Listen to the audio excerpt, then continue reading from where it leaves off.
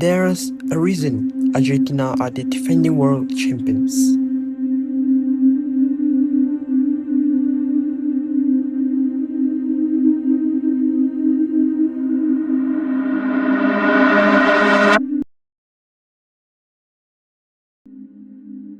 I know it's still early in the tournament and they haven't faced the toughest opponent yet, but this team already looks incredible.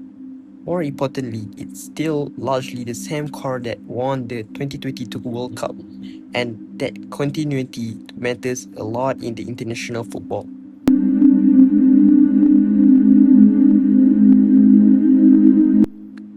Before the tournament started, there were plenty of doubts. People questioned Scaloni's squad selections, Romero's fitness after injury, Messi's age, and even Rodrigo de Paul's move away from Europe.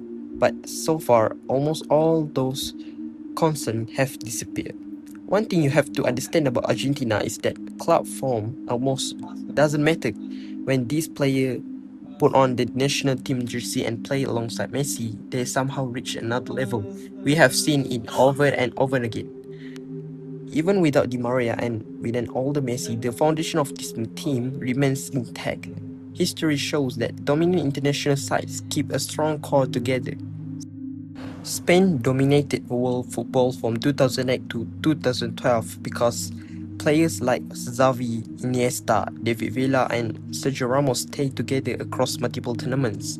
Argentina are benefiting from the same stability. Just look at the defense. No matter what Cristiano Romero does at club level when he plays for Argentina, he looks like one of the best centre-backs in the world. He's still more disciplined, still aggressive, dominant in the air, and completely committed to the badge.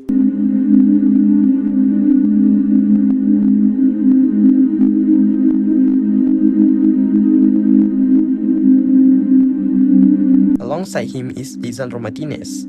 Injuries have been his biggest problem, but when fit, he's top class. More importantly, this partnership already proved itself by helping Argentina win the Copa America. At fullback, Nahuel Molina was been excellent, while Medina continues to impress on the left. These South American defenders play with incredible intensity.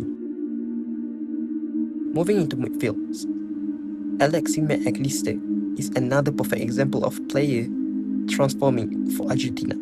He struggled at times for Liverpool this season, but with the national team, he suddenly looked like a completely different player. Combine him with Enzo Fernandez, who also raised his level for Argentina, and you have arguably one of the best midfielder duos in international football. They can control position, press aggressively, win duels, and still provide creativity. Then you add Rodrigo de Paul.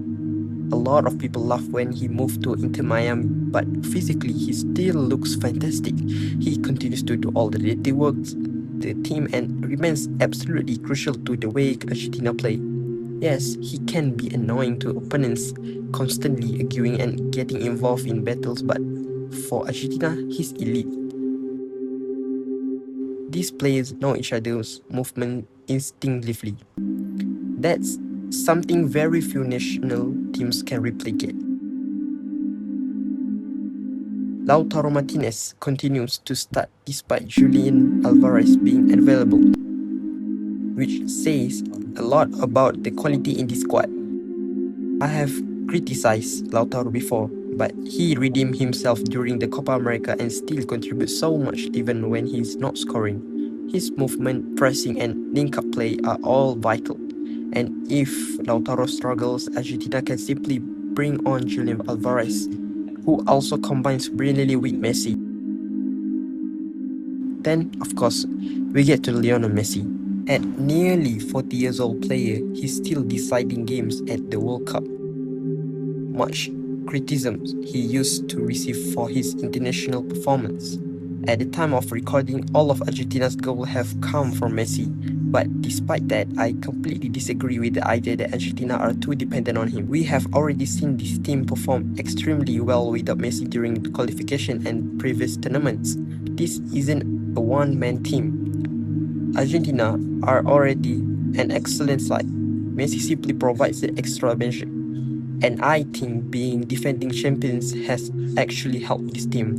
Back in 2022, there was enormous pressure to finally win the World Cup. Now they have already achieved everything. They can play with freedom, confidence, and joy because they have already made history. Messi doesn't need to carry them anymore. This team defends well, works hard for each other, and understand exactly how they want to play.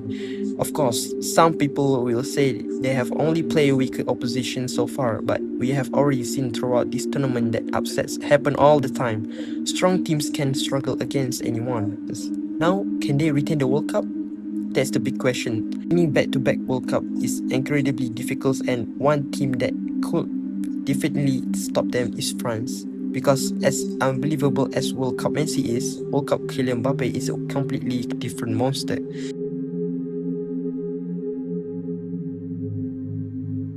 So what do you guys think? Can Argentina defend their World Cup title? Let me know in the comments and stay tuned for the next video.